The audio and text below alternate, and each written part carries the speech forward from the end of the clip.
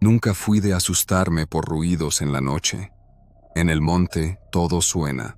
Troncos que se contraen con el frío, el viento que se encajona en los valles, el aullido agudo de un zorro que a la distancia parece un llanto humano. Lo aprendí en mis primeras temporadas, cuando todavía confundía cada crujido con una amenaza. Pero el turno de vigilancia de aquella noche de mayo, en el Parque Nacional Los Alerces, me enseñó que lo verdaderamente peligroso no siempre cruje. A veces habla con tu voz, o peor, con la voz de tu jefe. Mi puesto era una torre metálica de 12 metros, un cubo de fibra sobre una estructura de perfiles. No era de las altas, porque la loma ya te regalaba altura natural. Estábamos en un filo secundario, entre Coihués y Ñires, con vista parcial al espejo oscuro del lago.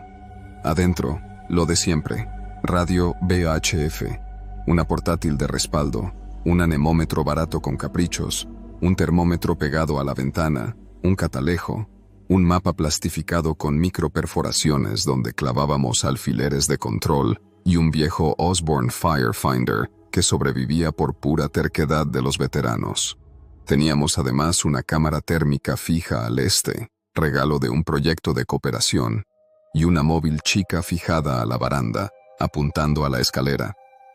Mi rutina era simple: parte meteorológico a cada hora en Canal 1, chequeo del perímetro con la térmica, giro lento del catalejo para cazar un penacho sospechoso y el registro en el cuaderno. Esa noche el parte era amable. 6 grados Celsius, humedad alta, viento calmo. El forestal de base, Marcelo, había quedado de guardia en la casilla de Villa Futalaufken, a 40 y pico de kilómetros, y 2 brigadistas dormían en la cuadrilla, listos por si algo se encendía. La idea, como siempre, era que nada se encendiera. A las 00:17 sonó la radio con ese chasquido que hace la estática cuando alguien pisa el PTT desde lejos. «Base a Torre Alerces, Leo». La voz era de Marcelo.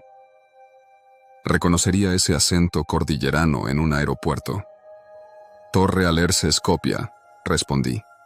«Todo tranquilo. Aviso de turismo nocturno fuera de horario. 2 luces moviéndose por sendero Lago Kruger, altura del kilómetro 5. Si ves algo raro, canta».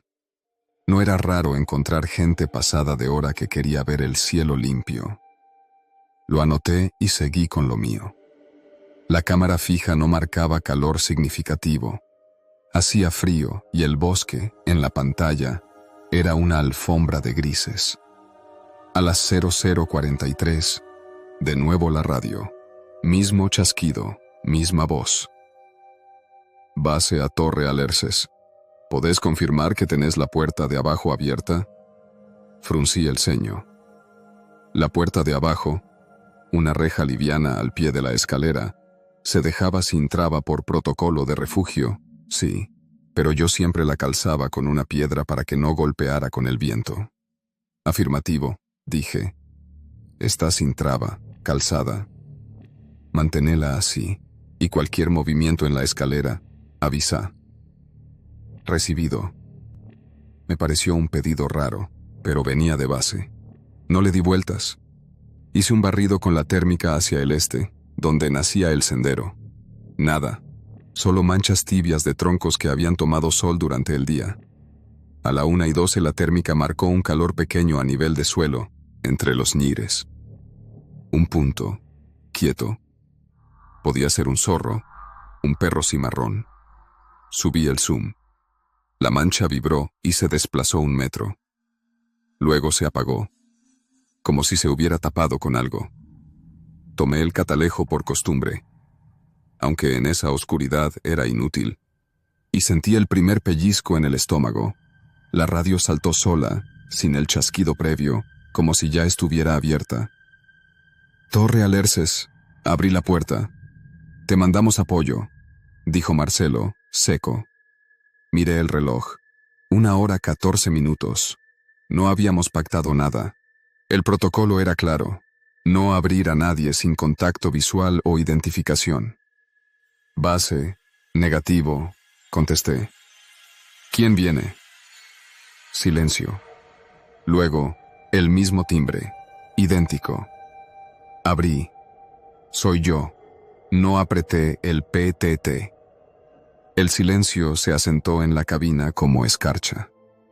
Pegué la oreja a la ventana. Abajo, apenas, un murmullo de hojas. Nada más. La térmica del este seguía plana. Cambié a la cámara chica de la escalera. En blanco y negro asomó la baranda, la chapa, los escalones metálicos. Vacío. Respiré. Quise convencerme de que estaba paranoico. Abrí el cuaderno para anotar la hora y el diálogo, y entonces la radio volvió, esta vez con el chasquido correcto de siempre. «Base a Torre Alerces, Leo», contesté. «Leo. ¿Me llamaste recién?» «Negativo. Estoy con la ronda de papeles. ¿Todo bien?» Miré la radio como si pudiera devolver la mirada. O había alguien más con el mismo tono y la misma manera de pronunciar, o la propagación de aquella noche nos estaba jugando una mala pasada. En la cordillera, las radios a veces rebotan raro, se mezclan con taxis chilenos, con camioneros braceros que vienen por la 40. Pero esto no se sentía a rebote, se sentía a copia. «Recibido, base. Tuve un audio extraño. Te aviso si se repite». Corté y volví a la escalera. Nada. El puntero del anemómetro se movió apenas, indeciso. Por puro reflejo me aseguré de que el cerrojo de la puerta de la cabina estuviera echado. Lo estaba. Una barra gruesa, pesada, que había aprendido a amar más que a cualquier otra cosa. A la 1:27 oí el primer toc, muy suave. Metal con metal. No era escalón. Era algo en la base, quizá la reja que vibra cuando alguien la toca sin abrirla. Subí el volumen de la cámara de la escalera. La microcápsula que tenía era mala, pero recogía ambientación. Nada. Solo viento que, de repente, sí sonaba. El viento, pensé. Siempre el viento. Torre Alerces, abrí, que me muero de frío. La voz de Marcelo llenó la cabina. «Estoy abajo». Me obligué a respirar lento. «Marcelo, dame tu código», pedí. Una pausa. Y un tono ya no del todo exacto. «¿Qué?» «Tu código de control», repetí, y me escuché a mí mismo más firme. «Si estás abajo, decime el código para abrir». Los códigos existían, pero no los usábamos entre nosotros para cosas banales. «¿Qué estás haciendo, Leo?», me dijo una parte de mí. «Algo que no te enseñaron, pero que ahora mismo te salva», me respondió otra. «Abrí», dijo la voz, sin enojo, plana, y cortó. Pasé al canal 3, que usábamos de respaldo y muy a veces. Llamé a base. Marcelo tardó en responder con la misma pausa somnolienta de siempre. «¿Otra vez?», dijo. «No estoy abajo de ningún lado, Leo. Y si lo estuviera, tendríamos que haber coordinado». «¿Qué escuchaste exactamente?», se lo conté, apuntando cada minuto. «Hace una cosa», sugirió. «Cambia a subtono 5. Voy a hacer lo mismo. Y guarda silencio de radio. Si alguien está tanteando, lo vamos a obligar a mostrar los dientes». No era lo más ortodoxo, pero el manual no cubre todas las grietas. Cambié el subtono. De golpe, el éter se volvió limpio, como si hubiese apagado un ventilador mal calibrado. Apagué también la térmica un minuto y la volví a encender para resetear. Subió, calibró, quedó en 0. El bosque regresó a su lana de grises. A la 1:41, una luna pálida asomó entre los coihue. La luz hizo un rectángulo en el piso de la cabina. Me descubrí sentado en el borde de la silla, con los hombros tensos. La cámara de la escalera seguía empeñada en darme un cuadro vacío. Pensé en bajar, en confirmar con mis ojos la reja calzada. Y entonces escuché pasos. No sobre la escalera, junto a la torre, en la gravilla. Paso leve, como de suela blanda. 2. 3. Luego, otro toque de metal. Si hay algo a lo que me entrené es a contar. 1, 2, 3 pasos. Pausa. 1, 2. Como si midieran, como si probaran. El vello de los brazos se me erizó cuando vi en la cámara de la escalera una sombra pasar delgadísima, apenas una falta de luz entre dos barras, a la altura del primer descanso. Un borrón. Podía ser un bicho, podía ser cualquier cosa, pero cuando subí el brillo al máximo, vi el error. No había calor, nada. Un cuerpo humano, a 6 grados, te deja una firma tenue en la cámara. Esta sombra no tenía firma. Era una ausencia perfecta, como si trajeran puesto algo que se comiera el infrarrojo, una manta, una lona aluminizada. O simplemente, pensé, un objetivo falso, una lámina colgada de un palo. «Torre», dijo la radio en mi canal nuevo, con un timbre que ya no era exacto y ahora sí sonaba a alguien tratando de sonar como Marcelo. Abrí. «Estás en peligro». Aquello me dio bronca, y la bronca siempre ayuda contra el miedo. Puse la portátil en grabación, apoyé la frente en el vidrio y me hice una promesa pueril. No iba a abrir. No de ese modo. No de noche. No a una voz sin código. La térmica del este marcó de pronto 2 puntos de calor medianos, a 70 metros del sendero. 2 humanos, ahora sí, moviéndose paralelos al trazo, como si hubiesen cortado campo por un atajo pensado. Los seguí con el cursor. Uno se detuvo y se acuclilló. El otro siguió unos metros y se tiró al piso. No llevaban linterna, no llevaban nada visible. Gente que camina en monte sin luz conoce el camino o vino antes de día a memorizarlo. La radio vibró de nuevo. «Torre, subtono 5», confirmá. Era Marcelo de verdad. Lo reconocí en una sola respiración. «Confirmo», dije. 2 firmas térmicas al este fuera de sendero. Uno se tiró en el suelo. Tengo sombras sin calor bajo la escalera y alguien está tratando de copiarte en el canal viejo. Respiró hondo. Me habló más serio. «Quédate adentro. Cerrá y apaga toda luz que no necesites. No respondas a ninguna otra voz. Te mando móvil por camino viejo. 10, 15 minutos. ¿Tenés silbato?» Tenía uno colgado del Osborne. Lo agarré como si fuera un amuleto. Hice lo que dijo. Bajé la intensidad de la lámpara hasta que la cabina pareció hundirse en una penumbra compacta donde el panel apenas flotaba. La torre crujió con el primer hilo de viento. Se oyó otro toque, esta vez más arriba, como si alguien tanteara la baranda. La cámara de la escalera mostró, por un segundo, una forma más ancha cruzando de izquierda a derecha. No tenía calor, pero esta vez sí dejó algo, una sombra de sombra en la baranda, una cinta, un hilo, un tramo de tanza que captó la luna. Entendí. Estaban probando. No querían entrar. Querían ver si podían manipular a distancia, si podían enganchar algo del cerrojo, si podían hacer ruido adentro sin tocar la puerta, para que yo abriera. Hubo un susurro, no de radio, humano. Palabras apretadas en la base de la torre, una risa contenida, 2 sílabas que no alcancé a descifrar. El punto de calor del este que se había quedado en cuclillas se levantó. El que estaba en el suelo reptó 2 metros y se quedó quieto. Si eran cazadores furtivos, no venían por huemules, no había por ahí. Si eran ladrones de madera, ¿para qué la torre? Si eran vivos, sabían que la torre tenía radio, ojos, alarma. Entonces, ¿qué querían?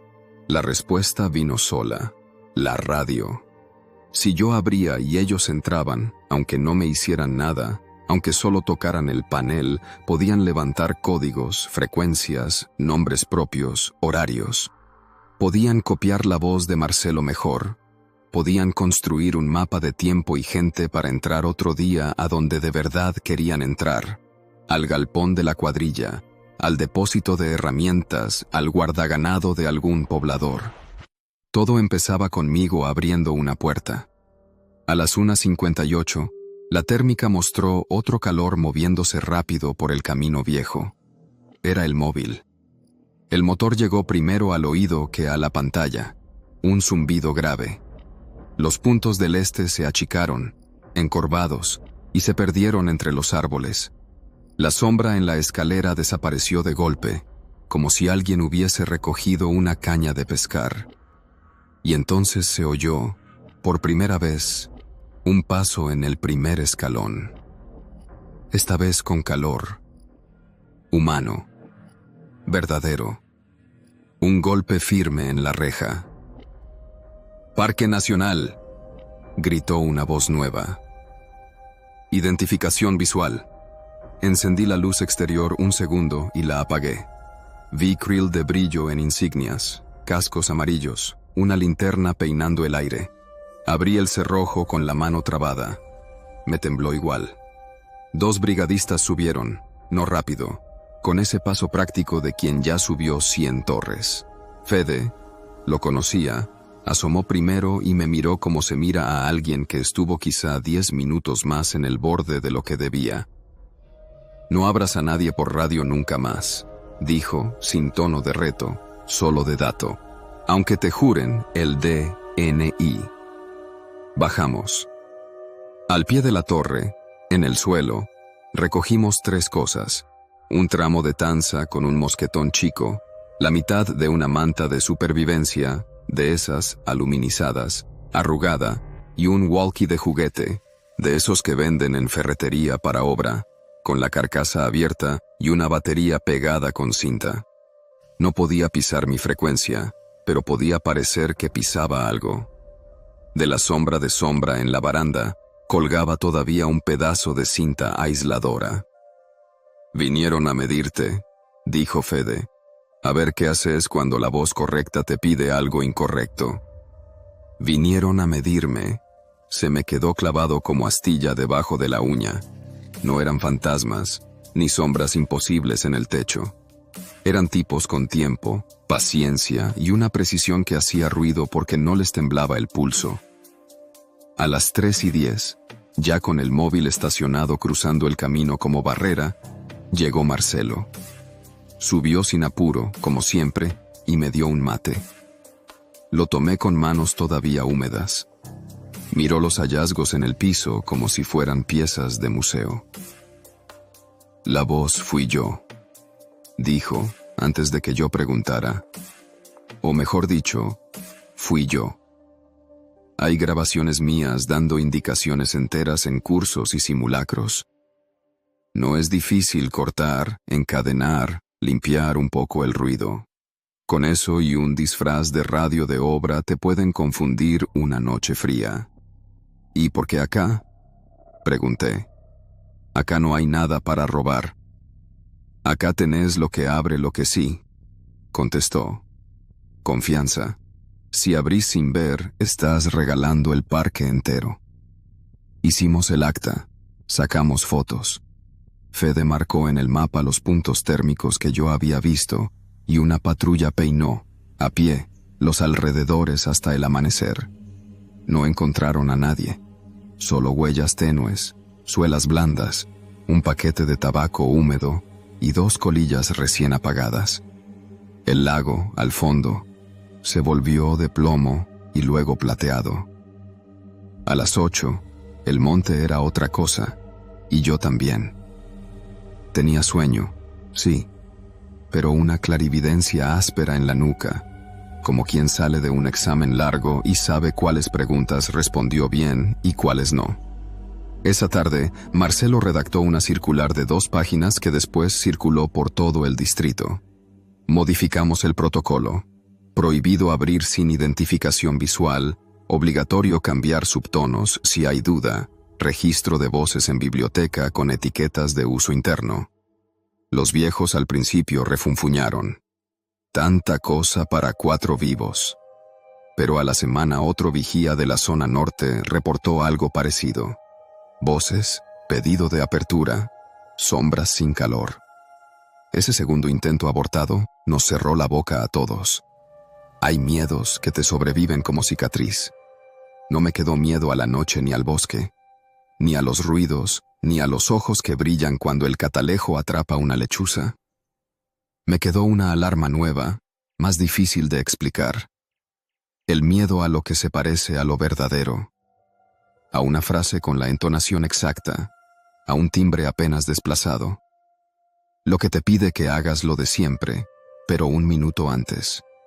Lo que se mete en tu protocolo y lo usa contra vos. Sigo en la torre. Sigo amando el silencio después del parte de las 2 y el vapor del mate pegado al vidrio. Sigo clavando alfileres en el mapa como si con eso pudiera sostener el bosque con las manos. Pero ahora, cada vez que agarro la radio, me repito en voz baja una contraseña que no está en ningún papel y que solo entiendo yo. Mira primero, responde después.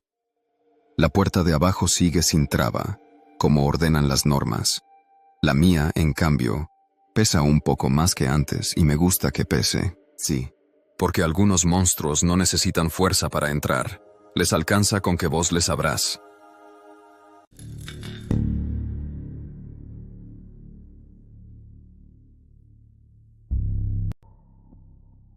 Nunca he tenido miedo a las alturas, pero aquella noche de agosto en mi torre de vigilancia contra incendios, en pleno corazón de Yellowstone, me di cuenta por primera vez de que la amenaza más aterradora no es la que acecha abajo, en la oscuridad del bosque, sino la que se eleva lenta e inexorablemente hacia ti. Era mi tercer turno como vigía de incendios en la Torre Torfer y ya empezaba a agarrarle el ritmo. El trabajo era monótono, sí, pero esa monotonía tenía una tranquilidad peculiar. Pasaba 6 días a la semana en una cabina de cristal a unos 30 metros de altura, rodeado por la panorámica del Parque Nacional. Mi tarea principal era buscar humo. Escaneaba el horizonte con prismáticos, lo comparaba con los mapas. Llevaba un diario meteorológico y, cada 2 horas, me comunicaba con Denise, mi supervisora, cuya oficina se encontraba a 60 millas de allí, en la civilización. El aislamiento era absoluto. El sendero transitable más cercano para turistas estaba a 15 millas al oeste y mi zona de responsabilidad se consideraba salvaje, un territorio al que estaba estrictamente prohibido acceder sin permiso especial. Era la única persona en cientos de millas cuadradas. El 22 de agosto de 2023 comenzó como de costumbre. La mañana era clara, con una ligera neblina sobre las lejanas montañas. Realicé la comprobación habitual del equipo, la radio, la estación meteorológica, el sistema de alimentación por paneles solares. Todo funcionaba correctamente. Por la tarde observé una pequeña acumulación de nubes hacia el norte. Se lo comuniqué a Denise y pasé el resto del día leyendo un libro, interrumpido de vez en cuando para inspeccionar el territorio que se me había asignado. El sol se ponía, tiñendo el cielo de intensos tonos naranjas y violetas. Preparé la cena, calenté sopa enlatada en un hornillo de gas y, al anochecer, encendí las cámaras infrarrojas. Una estaba instalada en el techo y ofrecía una vista panorámica. La otra, más pequeña y menos potente, apuntaba hacia abajo, a la escalera de caracol que conducía a mi cabina. Era una medida de precaución estándar, principalmente para observar a los animales salvajes que a veces se acercaban a la base de la torre. Había una sola entrada a la cabina, una puerta de acero que se cerraba desde dentro con un enorme cerrojo. La puerta de abajo, al pie de la escalera, siempre permanecía abierta por si algún guardabosques necesitaba refugiarse urgentemente. Pero en 3 turnos no vi ni un alma. Aproximadamente a las 2:30, cuando ya estaba terminando la última anotación en el diario, se encendió una luz amarilla tenue en el panel de control.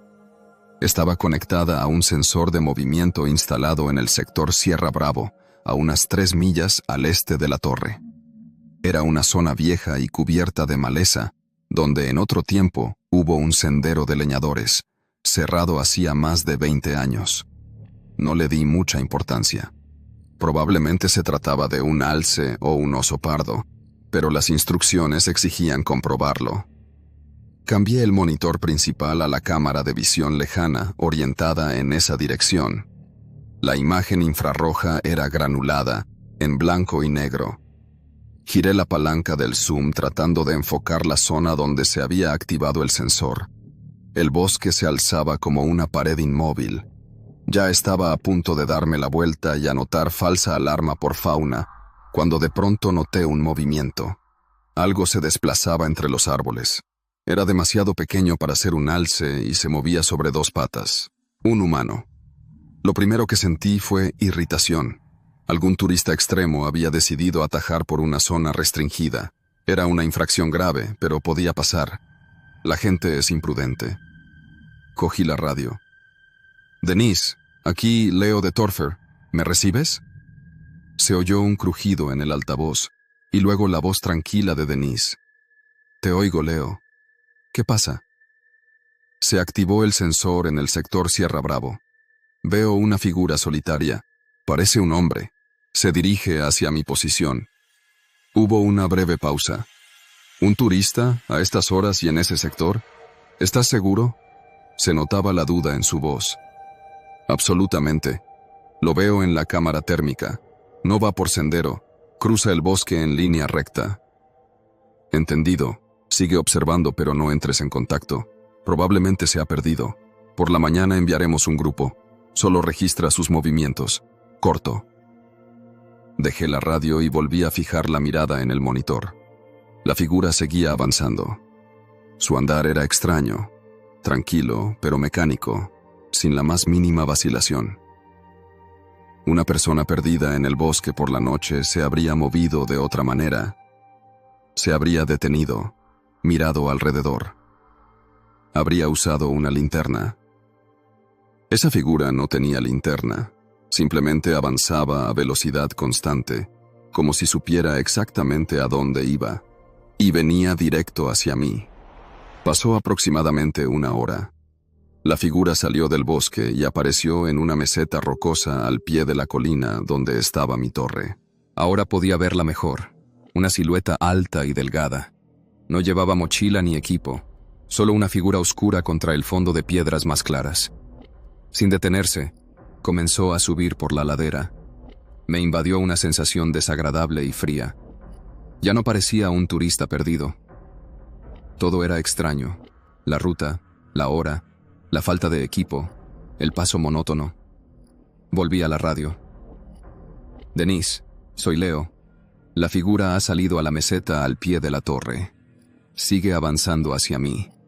Parece muy extraña». Describe extraña.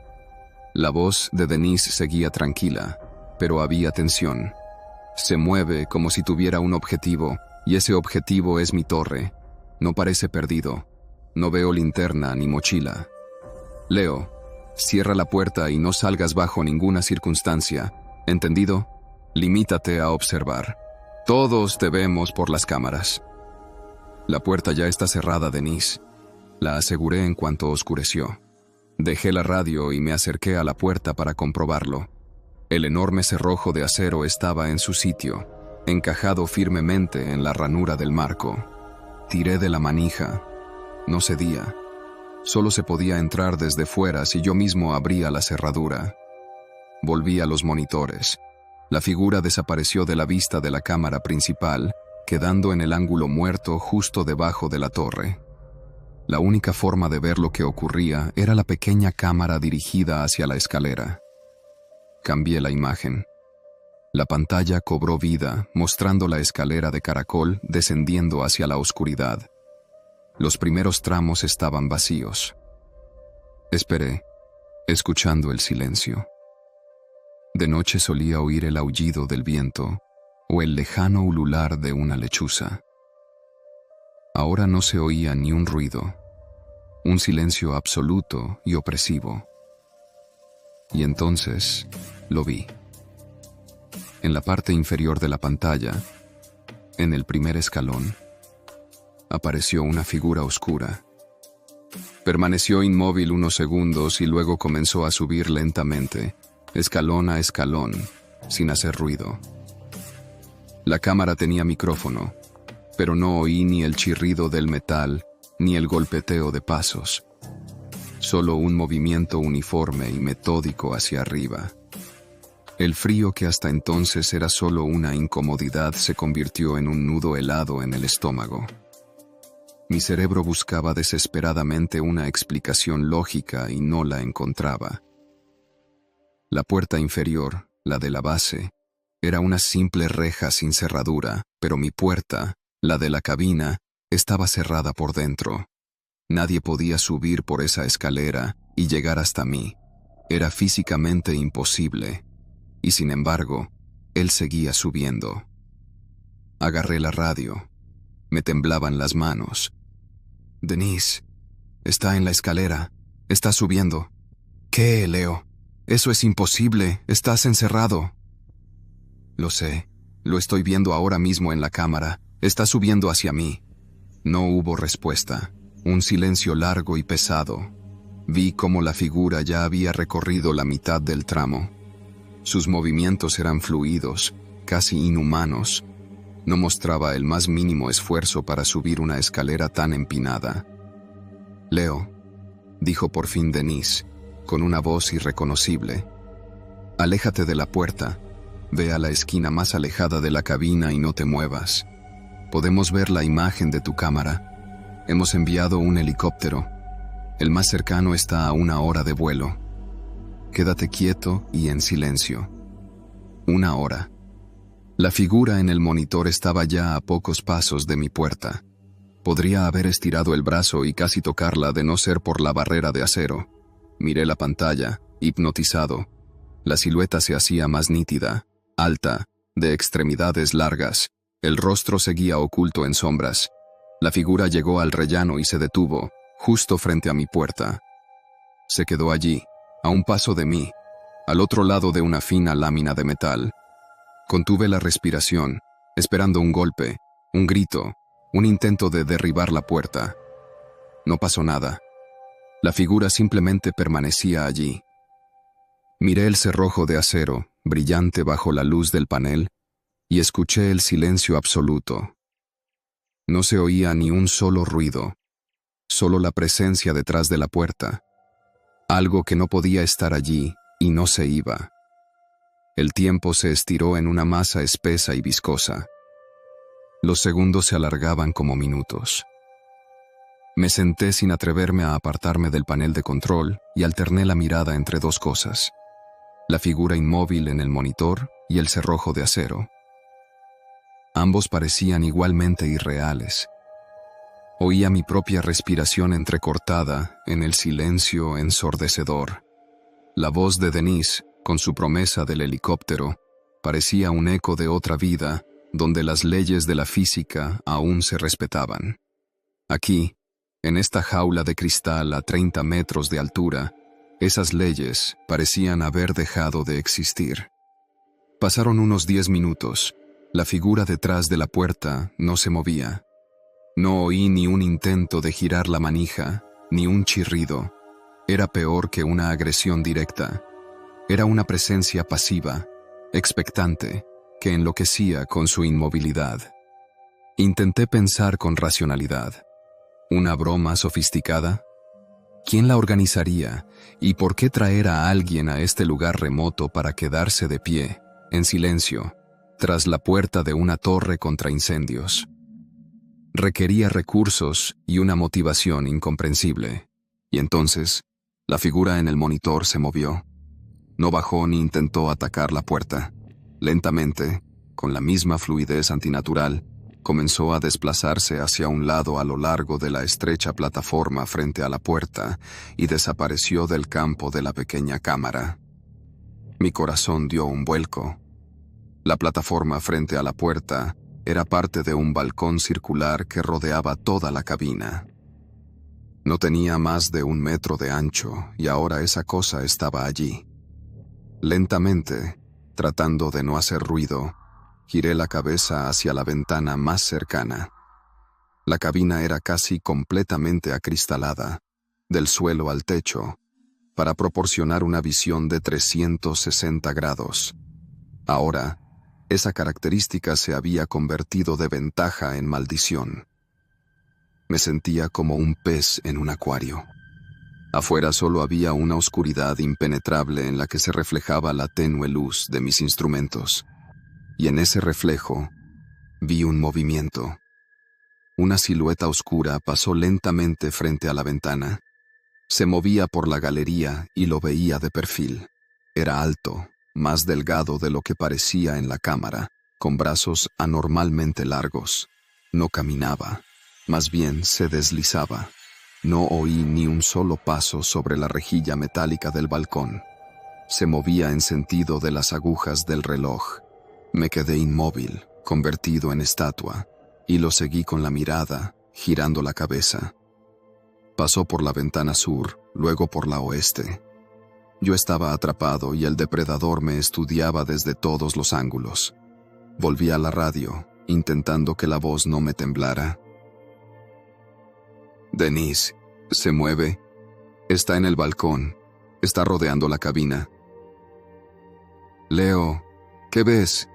Descríbelo. Nada concreto. Una silueta oscura, muy alta y delgada. Se mueve sin hacer ruido. Denise, no lo oigo. Camina sobre la rejilla metálica y no se oyen pasos. Quédate donde estás. No te acerques a las ventanas. El helicóptero ya está en camino. Han acortado el tiempo. Estarán en 40 minutos. No llames la atención. No llames la atención, repetí en mi cabeza. Yo era la única fuente de luz en muchos kilómetros a la redonda. Un faro en un océano de oscuridad.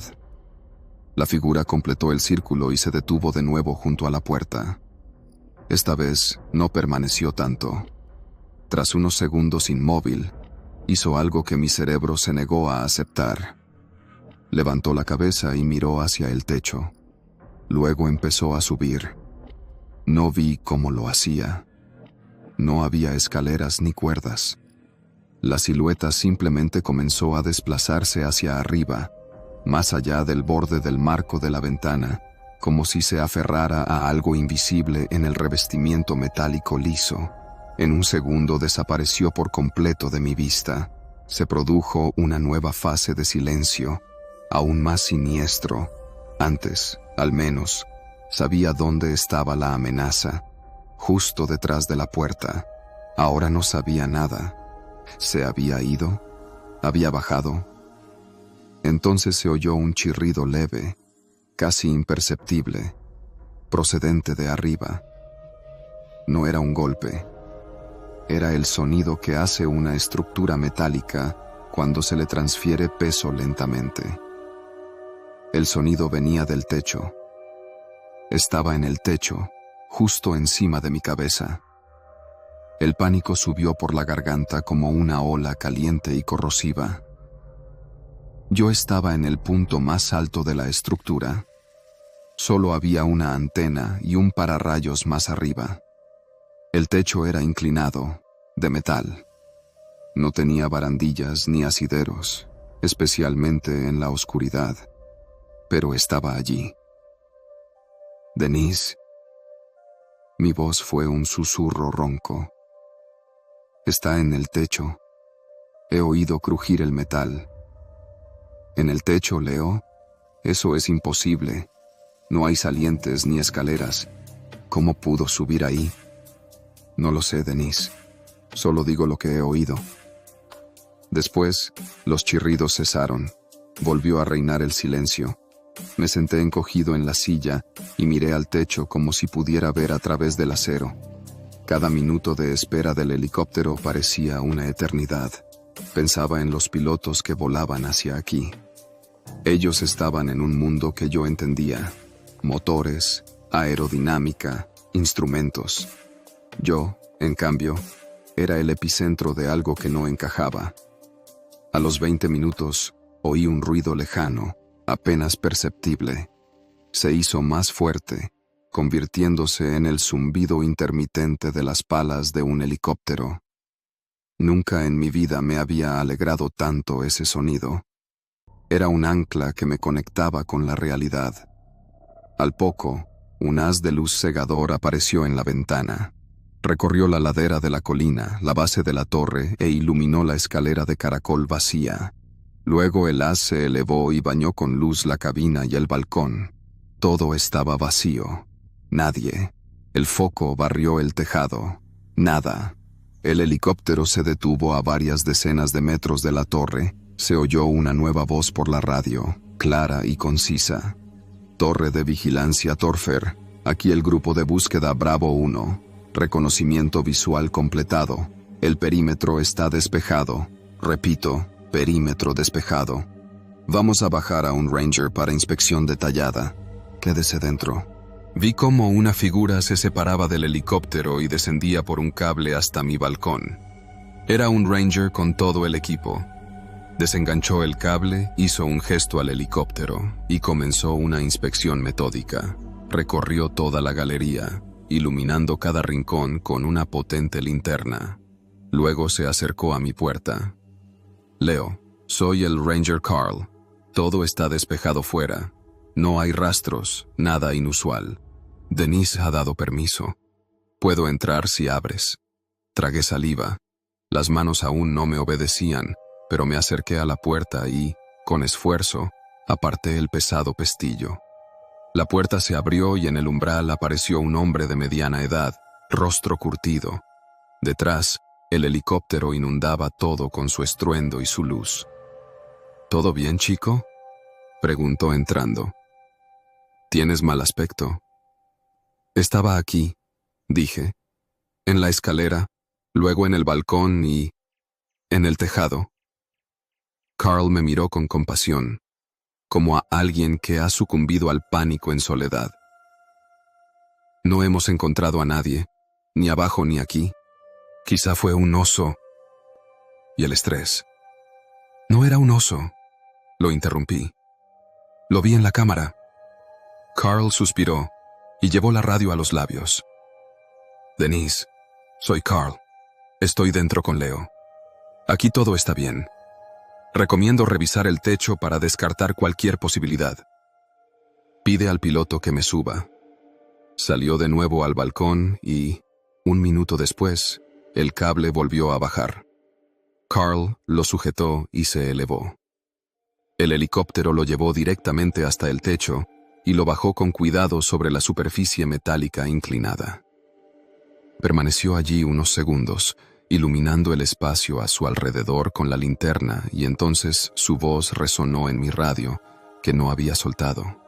Sonó diferente, sin pánico ni miedo, solo una perplejidad absoluta. Denise, Leo, tienen que ver esto. No sé cómo explicarlo. Hay huellas, justo en el techo. Me acerqué a la ventana y miré hacia arriba. Carl estaba arrodillado e iluminaba la superficie del techo. El helicóptero se mantuvo suspendido un poco más arriba, con el foco dirigido al mismo punto. ¿Qué huellas son, Carl?, preguntó Denise tras una larga pausa. No parecen botas. Son estrechas, descalzas, muy nítidas sobre la superficie polvorienta del metal. Van desde el borde del tejado, donde no hay nada a lo que agarrarse, hasta el centro, y allí se acaban. 2 huellas juntas, en medio del techo, y no hay nada más, como si quien las dejó se hubiera evaporado en el aire. La voz de Carl por la radio sonó como una sentencia contra el sentido común. Hubo un silencio absoluto, roto solo por el zumbido de las hélices. Imaginé a Denise a 60 millas en su oficina segura, intentando procesar lo imposible. Yo mismo no podía procesarlo. Carl, haz fotos, dijo por fin Denise, intensa pero firme. Máxima resolución. Cada huella, tomas generales y el punto donde terminan. Todo. Leo, prepárate para la evacuación.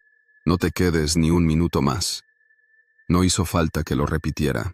La idea de pasar otra noche en esa caja de cristal, sabiendo que algo inmaterial y silencioso me rodeaba por el techo, era insoportable.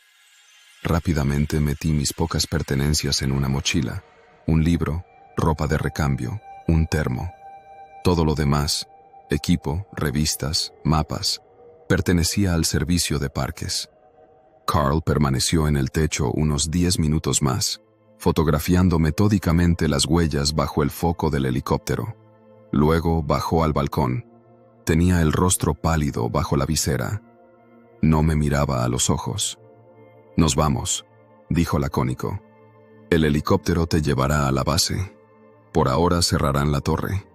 La razón oficial sería la necesidad de inspección urgente de estructuras tras actividad sísmica». Era mentira, y los dos lo sabíamos. Pero esa mentira nos salvaba. Creaba la ilusión de orden en un mundo que acababa de ponerse patas arriba. Eché un último vistazo a la cabina, mi hogar de las últimas semanas. Ahora me parecía extraña y hostil. Salí al balcón, donde ya me esperaba el cable. Un minuto después estaba dentro del helicóptero, que me alejaba de la torre Torfer, brillante y solitaria en medio de la oscuridad. Me llevaron a la base central en Mammoth Hot Springs. En lugar de silencio y soledad, me recibieron luces brillantes, gente y el olor a café. Me condujeron a una pequeña sala de conferencias donde me esperaba Denise. Parecía cansada. Junto a ella había otro hombre que no conocía, de unos 60 años, vestido con un traje sobrio que contrastaba con los uniformes. Se llamaba Sr. Evans y era el director de seguridad del parque. Comenzó el interrogatorio, aunque ellos lo llamaban entrevista oficial. Todo fue correcto. Me trajeron agua. Me pidieron que contara todo desde el principio. Yo hablé de forma monótona, sin emociones. La activación del sensor, la figura en la cámara, su andar extraño, su movimiento hacia la torre, su ascenso por las escaleras, su recorrido por el balcón, el ruido en el tejado. Hablaba como una máquina, limitándome a exponer los hechos. Ellos escuchaban en silencio, sin interrumpir. En la pantalla de la pared reproducían las grabaciones de mis cámaras. Allí se veía una silueta granulada moviéndose por el bosque. Allí subía por la pendiente y, lo peor, una figura oscura ascendía en silencio por la escalera hacia la puerta cerrada. ¿El pestillo estuvo echado todo el tiempo?, preguntó Evans, con voz tranquila pero autoritaria. Sí, señor. Lo comprobé personalmente justo después de que la figura se acercara a la base de la torre y otra vez cuando ya estaba en la escalera. Nadie más que yo tenía llave o acceso a la cabina. Nadie, asentí. Es el protocolo para observadores solitarios. A continuación, aparecieron en la pantalla las fotos tomadas por Carl. Nítidas, de alta resolución. Una cadena de huellas oscuras serpenteaba por la superficie polvorienta del techo. Eran estrechas, más parecidas a pies descalzos que a zapatos. La cadena iba desde el borde, donde no había nada a lo que agarrarse, hasta el entorno de la antena. Y allí, a 1 metro de ella, se interrumpía. Las dos últimas huellas estaban juntas, y más allá la superficie estaba limpia. Evans miró la foto durante un largo rato. Denise estaba sentada, con las manos entrelazadas. Hemos barajado varias hipótesis, Leo, dijo Evans, apartando al fin la vista. Una broma con equipo de escalada, pero no explica cómo el bromista alcanzó una puerta cerrada desde dentro. Pensamos en fallo de cámaras o superposición de imágenes, pero el sensor de movimiento se activó y Carl confirmó huellas en el techo. Consideramos agotamiento o alucinaciones, pero de nuevo hay pruebas materiales. Hizo una pausa, mirándome fijo, Tenemos una grabación de alguien subiendo a una puerta cerrada por dentro y fotos de huellas en un lugar donde es físicamente imposible llegar. Ninguna de estas pruebas debería existir en la realidad que conocemos, y tenemos ambas. Me quedé callado. ¿Qué podía decir? Yo era testigo y parte de esa ecuación imposible. La Torre Torfair quedará cerrada por tiempo indefinido, continuó Evans. La versión oficial será una pericia estructural. Un equipo de criminólogos e ingenieros irá al amanecer. Recogerán muestras y tomarán medidas. Tu participación en este incidente ha concluido por ahora. Te concedemos baja administrativa remunerada. Recomendamos evaluación médica y psicológica. Procedimiento habitual. Lo dijo como quien habla de un mantenimiento programado. Sin sorpresa, sin miedo. El tono frío de un gerente ante un problema que hay que contener y ocultar. Y otra cosa, Leo, añadió cuando ya me disponía a levantarme. Este incidente es de máxima confidencialidad. No debes hablar de él con nadie. Ni guardabosques, ni amigos, ni familia. Para todos, simplemente terminaste tu trabajo de temporada antes de tiempo por motivos de salud. ¿Claro? Sí, señor, respondí. Me alojaron en un apartamento temporal dentro de la base. Pasé los 2 días siguientes en una neblina. Dormía, comía y respondía a las preguntas de un psicólogo empeñado en encontrar en mis palabras signos de estrés por aislamiento. No discutí. Que pensaran lo que quisieran. Yo sabía lo que había visto. Al tercer día, Denise me llamó. Hola, Leo, ¿cómo estás? Bien, mentí. Te llamo extraoficialmente. El equipo terminó el trabajo en la torre. No han encontrado nada más. Ni fibras, ni huellas dactilares, ni restos orgánicos. Nada. Como si no hubiera habido nadie allí, salvo esas huellas en el techo. ¿Y qué hay de ellas?, pregunté. Silencio.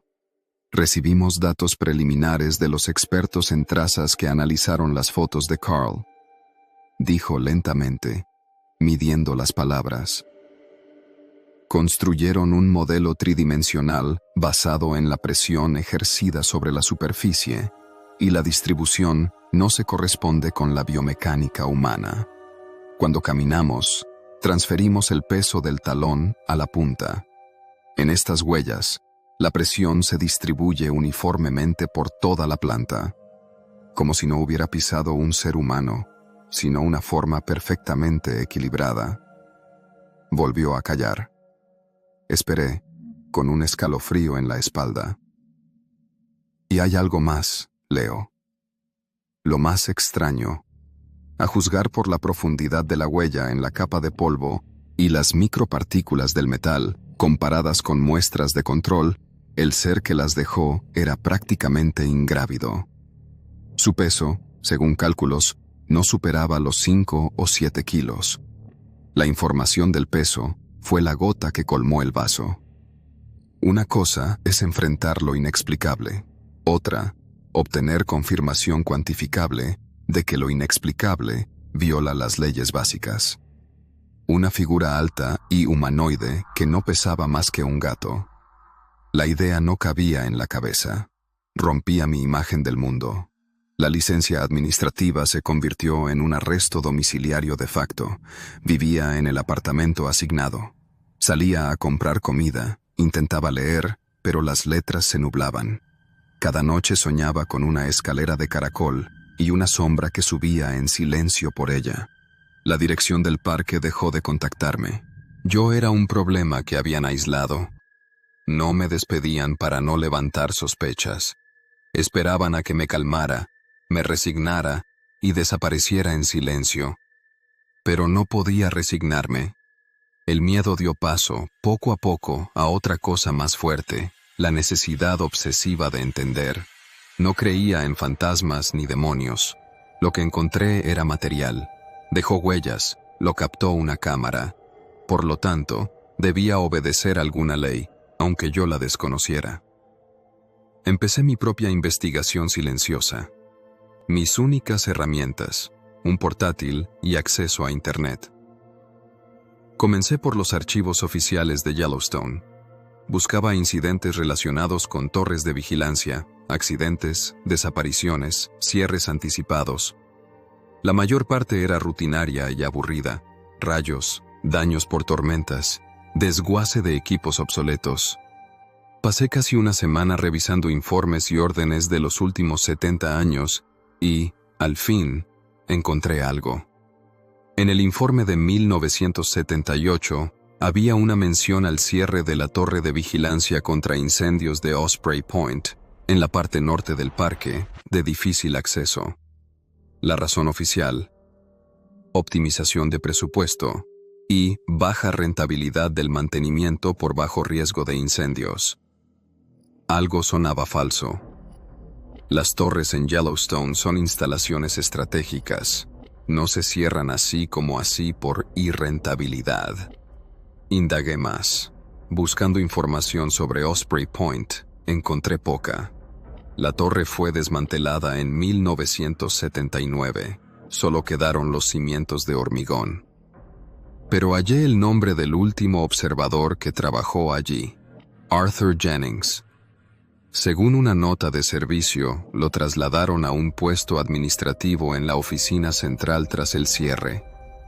Una búsqueda simple dio resultado. Arthur Jennings, 72 años, jubilado, residente en Bozeman, Montana, a un par de horas en coche. Dudé si llamarlo. Mi acuerdo con Evans era inequívoco: guardar silencio. Pero la necesidad de respuestas pudo más. Encontré su número y marqué. «¿Señor Jennings?», pregunté cuando una voz seca y anciana respondió. «Sí. ¿Quién es?». «Me llamo Leo. Leo Riley. Trabajé como observador en la Torre Torfer esta temporada. Tengo algunas preguntas sobre su experiencia en Osprey Point». Hubo una larga pausa. Creí que había colgado. «Torfer», dijo al fin. «Oí que la cerraron por reformas». «Muy inesperado en plena temporada». «Sí, señor. Por eso le llamo». «No doy entrevistas, chico. Y no te aconsejo meterte en asuntos viejos». «No soy periodista, señor. Yo era quien estaba en la torre cuando decidieron cerrarla. Creo que sabe a qué me refiero». De nuevo, silencio. Era distinto. No irritado, sino evaluador. «Café Main Street, en Bozeman. Mañana a las 10», dijo, y colgó. Al día siguiente estaba en una mesa, en un rincón de un café ruidoso. Arthur Jennings era un anciano en forma, de cabello canoso y ojos claros. Llegó con un café y se sentó frente a mí, estudiando mi rostro. «Te ves como yo entonces», dijo sin preámbulos, «como si no hubieras dormido en una semana y hubieras visto algo que no debías». «Vi a alguien subir las escaleras hasta una puerta cerrada», dije en voz baja. «Vi huellas en el tejado. Y oí». «Más bajo», me interrumpió, sin elevar la voz. «Nunca hables de eso en voz alta. A gente como Evans no le gusta. Sigue trabajando». «Sí, él me hizo el cuestionario». Arthur esbozó una sonrisa torcida. «Claro, los de su clase no cambian. Su trabajo no es investigar, sino borrar las huellas, cubrir con hormigón lo que no pueden explicar. Eso hicieron con mi torre». «¿Qué pasó allí?», pregunté. «No hay nada en los informes oficiales». «Y no lo habrá». Oficialmente, el observador que me precedió, un tal Frank, se volvió loco por la soledad. Tuvo un brote psicótico. Empezó a comportarse de forma extraña y lo sacaron. Cerraron la torre para evitar casos similares. Bonita historia. ¿Y la verdad? Frank era de las personas más sensatas que conocí.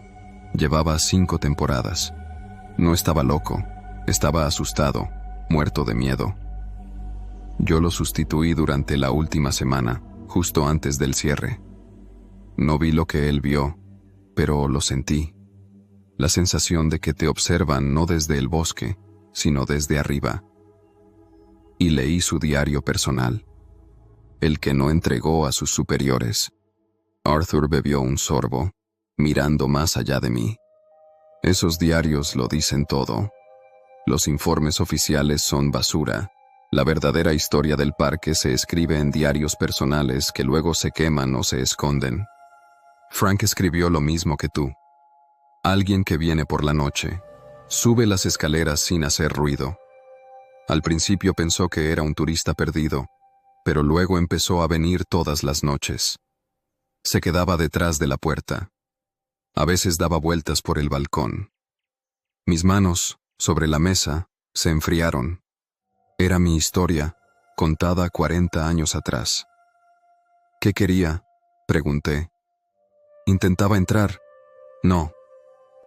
Arthur me miró con seriedad. Nunca mostró agresividad, solo observaba. Frank escribió que lo más aterrador no era cuando estaba detrás de la puerta, era cuando lo miraba por la ventana. ¿Qué veía?, susurré. Escribió que no lo miraba a él, no le prestaba atención. Estaba en el balcón y miraba hacia el interior de la cabina, pero no a él. Frank escribió en su última nota, el día antes de que se lo llevaran. Está mirando al buscador. ¿Al buscador? Al Osborne Firefinder, mesa redonda de latón, mapa y una alidad en el centro. Equipo estándar en todas las torres. ¿Ya sabes lo que es? Sí, claro. Frank estaba convencido de que no le interesaba la gente, sino ese aparato, ese mapa. Escribió que podía quedarse horas mirándolo a través del cristal, como intentando comprender algo, cómo funciona. Y luego se subió al tejado. Frank oyó pasos silenciosos sobre su cabeza. A la mañana siguiente, se lo llevaron. Eso es todo. Arthur terminó el café y se levantó. Escucha mi consejo, olvídalo. Coge la indemnización, vete de Montana y empieza otra vida. Has mirado detrás de la cortina y allí no hay nada bueno. No te dejarán llegar a la verdad. Van a cubrir tu historia con hormigón, como hicieron con la mía. Se marchó dejándome con una idea aún más descabellada. Un ser que pesaba 7 kilos y se subía a las puertas de las torres no para atacar, sino para estudiar instrumentos de navegación. Ya no era simplemente inexplicable. No tenía sentido. El consejo de Arthur era sensato, lógico y el único correcto desde la supervivencia. Pero no podía seguirlo. La información de que la criatura estaba interesada en el buscador lo cambiaba todo. Ya no era una historia de fantasmas en el bosque, era un enigma. Y mi cerebro, entrenado para buscar patrones, no podía dejarlo. Volví a llamar a Arthur días después. Fui directo. Arthur, soy Leo otra vez. Mencionaste el diario personal de Frank. ¿Es posible que se haya conservado? Silencio. Temí irritarlo, pero sonó más bien cansado. Ya te lo dije, deja este asunto. No puedo. Ese detalle del buscador no se me va. Necesito entenderlo.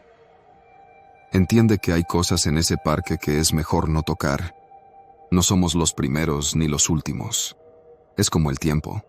Lo observas, lo registras, pero no lo cambias ni lo entiendes del todo. Convives. Suspiró. La revista existe. ¿La tienes? No. Guardar algo así es una tontería. Se la di a un tipo que colecciona estos artefactos, historias que no llegan a las crónicas oficiales. Un profesor de historia de la Universidad de Montana. Alistair Finch. Ya está jubilado, pero su cerebro funciona mejor que el de todos nuestros jefes juntos. Me dio el número, pero advirtió: Finch es peculiar. No le gustan los extraños. No le cuentes todo de golpe. Que decida si puede confiar en ti. Es mi último regalo para ti.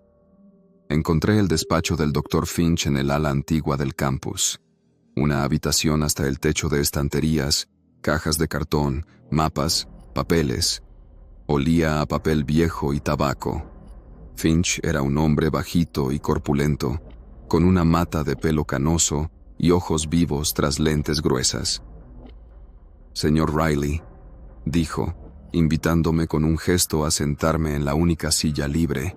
Arthur avisó de su llamada. No suele recomendar a nadie. ¿En qué puedo ayudar a un joven que de pronto se interesa por la historia de las torres de bomberos en desuso? Decidí ser cauto, como me sugirió Arthur. Trabajo en una investigación personal. Me interesan situaciones excepcionales en la historia del servicio de parques, en particular cierres cuyas razones oficiales plantean interrogantes, como el de Osprey Point. Finch esbozó una sonrisa. La optimización presupuestaria del 78. Magnífico ejemplo de prosa oficial. ¿Por qué le interesa precisamente? ¿Trabajaba en Torfer? No, mentí. He oído que ahora hacen una reestructuración. Otro eufemismo. Me miró fijo. Comprendí que era inútil esquivar. Porque parece que la historia se repite, señor, y yo estoy en medio. ¿Se repite en los detalles?, preguntó, y sus ojos brillaron. En los más importantes. Asintió, como si hubiera recibido la respuesta principal. Se levantó, fue a una estantería y sacó una caja de cartón. Dentro, varios cuadernos gruesos. El diario de Frank Potter, dijo, colocando la caja sobre la mesa. Arthur hizo bien en guardarlo. No son solo notas de un hombre asustado. Es el informe de un investigador de campo que se topó con algo completamente extraño. Échale un vistazo. Las primeras anotaciones eran rutinarias. Tiempo, animales, notas técnicas. Un año después, el tono cambió. Apareció la primera mención al huésped. Al principio, Frank, como yo, pensó en un furtivo o un turista perdido. Describía el mismo andar silencioso, el mismo ascenso por las escaleras hasta la puerta cerrada. Pasaba las páginas y mi propia experiencia se reflejaba en palabras escritas 40 años atrás. El mismo horror frío, la misma trampa, la misma perplejidad. Pero Frank llevaba más tiempo allí. Empezó a observar, dejó de temer y comenzó a analizar. Anotaba cada noche en que aparecía la criatura. Comprobó que no era agresiva. Observaba. Confirmaba lo dicho por Arthur. Se quedaba horas en el balcón, mirando hacia adentro, con la mirada fija en el Osborne Firefinder. «No me mira», escribió Frank. «Soy parte del interior. Le interesa el mapa, el círculo graduado, la alidad. Lo estudia, intenta comprender cómo funciona. ¿Para qué?» Y entonces llegué a las últimas páginas, las notas previas a su colapso. La letra se volvía apresurada, agitada. «He encontrado una regularidad», escribía. «He sido un tonto por no verlo antes. Sus visitas no son casuales. No están relacionadas con el tiempo ni con fases lunares en el sentido habitual. Coinciden con otros acontecimientos. He comparado las fechas de sus apariciones en los últimos 3 años con el calendario astronómico. Coinciden con los picos de lluvias de meteoritos, con el paso de algunos cometas, con los momentos en que determinadas constelaciones alcanzan el cenit, justo sobre la torre. Esta noche es el pico de las Leónidas. Sé que vendrá. La siguiente entrada era aún más sorprendente. Lo entiendo, por fin lo entiendo. ¡Qué ironía! Estamos sentados en estas torres, creyéndonos guardianes del bosque, mirando hacia abajo a la tierra, y todo este tiempo había que mirar hacia arriba. El Osborne Firefinder, Lo usamos para determinar el azimut del incendio en tierra. Pero, ¿y si esa es su función secundaria? Un mapa circular fijado, una alidad giratoria con escala de 360 grados. Es una montura ecuatorial primitiva, un instrumento astronómico. Desde esta altura, sin contaminación lumínica, con un mapa preciso para orientarse, es un observatorio sencillo, pero eficaz. Se me erizó el vello. Pasé la página. La última anotación estaba escrita con letra irregular, entrecortada. Solo tenía unas frases. Está aquí. Está en el balcón. Pero hoy no mira al buscador. Me mira a mí. Creo que se ha dado cuenta de que lo he descubierto. Dios. Todo este tiempo no está mirando el mapa de Yellowstone. Lo está usando para mirar las estrellas. La alidad es un punto de mira, y esta noche, ese punto apunta directamente a la constelación de Leo, hacia donde vuelan los meteoritos. Apunta a... La grabación se interrumpía a mitad de frase. Me imaginé a Frank, sentado en una cabina como la mía, escribiendo esas líneas con una sombra silenciosa tras el cristal y, esta vez, mirándolo a él, porque había descifrado su secreto. Cerré lentamente el cuaderno. El aire del despacho de Finch me pareció pesado. Era más que confirmación de mis sospechas. Era una sentencia. El conocimiento era tóxico. Me convertía de testigo en cómplice o, peor, en estorbo. ¿Ahora lo entiende?, preguntó Finch en voz baja, mirándome por encima de las gafas. Su rostro estaba serio. Había desaparecido toda curiosidad, dando paso a una preocupación sombría. Mientras solo eran historias de un visitante nocturno, eran folklore, un secreto seguro. Pero lo que Frank y usted han descubierto ya no es folklore. Es mecánica. Es la descripción de un proceso. Y quienes controlan este parque no pueden permitir que nadie comprenda cómo funciona su principal anomalía. ¿Qué le hicieron a Frank?, pregunté, sabiendo la respuesta. Nada cruel, nada violento. Todo en silencio y con precisión médica. Le diagnosticaron esquizofrenia paranoide aguda por aislamiento prolongado. Lo ingresaron en una buena clínica privada en Oregón. Sus historias sobre mapas estelares y observadores del cielo fueron la confirmación perfecta del diagnóstico. Simplemente lo borraron, lo desacreditaron y lo aislaron. Murió de un ataque al corazón hace 10 años. Me levanté y me acerqué a la ventana. Afuera, los estudiantes reían. Vivían vidas normales, sin sospechar nada de las cajas con historias imposibles que había en ese despacho. Me sentí infinitamente lejos.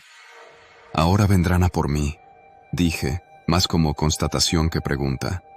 Le preguntaron si había estado en contacto conmigo o con usted. Arthur lo negó todo, pero es cuestión de tiempo. Se han dado cuenta de que no se queda quieto. Está investigando, y si investiga es que ha podido encontrar algo. El teléfono vibró en mi bolsillo. En la pantalla apareció Denise. Lo miré unos segundos y atendí. Leo. Su voz sonaba extrañamente alegre, forzada. El señor Evans quiere verte. Dice que hay que hacer una entrevista final, cerrar trámites de tu caso. Mañana, 9 de la mañana, en la base. Es importante, Leo. Dice que no es una petición. Entrevista final. Sonó a diagnóstico. Supe que el juego había terminado. Mi camino acabaría como el de Frank. Allí estaré, mentí, y colgué. No tiene un mañana, señor Riley, dijo Finch, como si hubiera escuchado todo. Tiene unas horas. Salí de la universidad sin mirar atrás. No volví al apartamento. Fui al banco y saqué todo el dinero en efectivo. Conduje hacia el norte, a la frontera con Canadá, pero no para cruzarla, solo para despistar. A mitad de camino giré hacia el este, tiré el teléfono al río, compré un coche viejo con efectivo y seguí conduciendo, desapareciendo en el flujo interminable de carreteras. Eso fue hace 6 meses. Ahora vivo en Chicago, una ciudad enorme, un hormiguero donde es fácil perderse. Alquilé una habitación en un barrio donde nadie hace preguntas. Trabajo en negro, por efectivo, en la construcción. Me dejé barba y me corté el pelo. Leo Riley, el observador, está muerto. Pero el miedo no ha desaparecido, solo ha cambiado. Ya no temo a los hombres trajeados ni a las sombras detrás de la puerta. Temo al cielo despejado de la noche.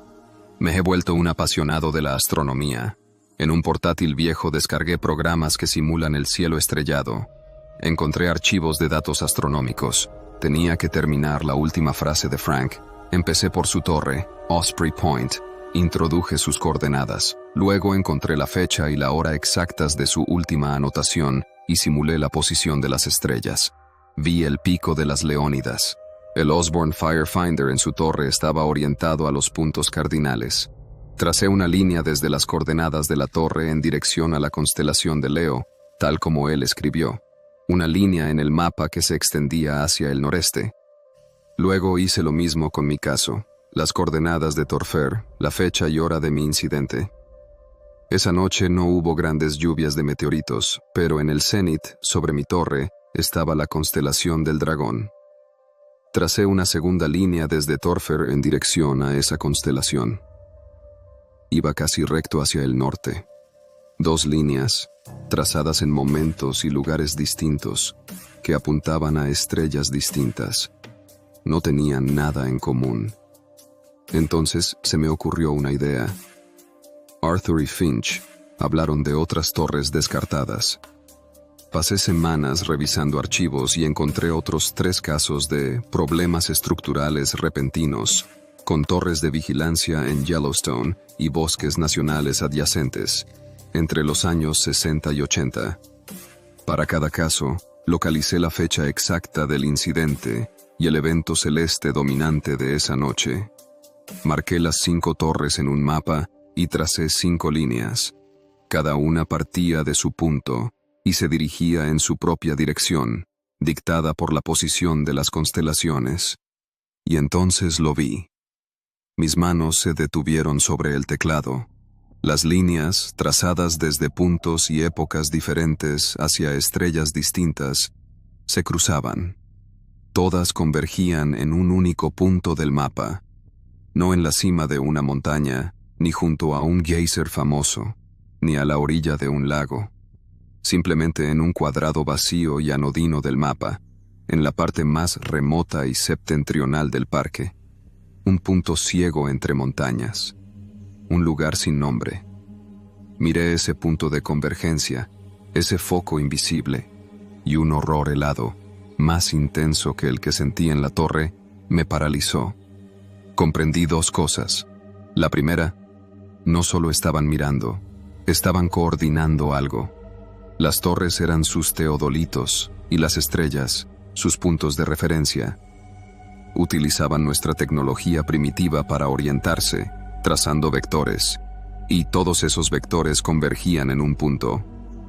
La segunda, comprendí que nunca estaría a salvo. No por Evans ni por seguridad del parque, sino porque ahora no solo sabía cómo funcionaban, también sabía dónde estaba su centro. Y ese conocimiento, a diferencia de mí, es imposible de ocultar incluso en una ciudad enorme. Desde entonces, cuando el cielo está limpio, evito mirar hacia arriba, porque el mapa en mi cabeza nunca deja de trazar líneas y todas, siempre, vuelven a ese punto.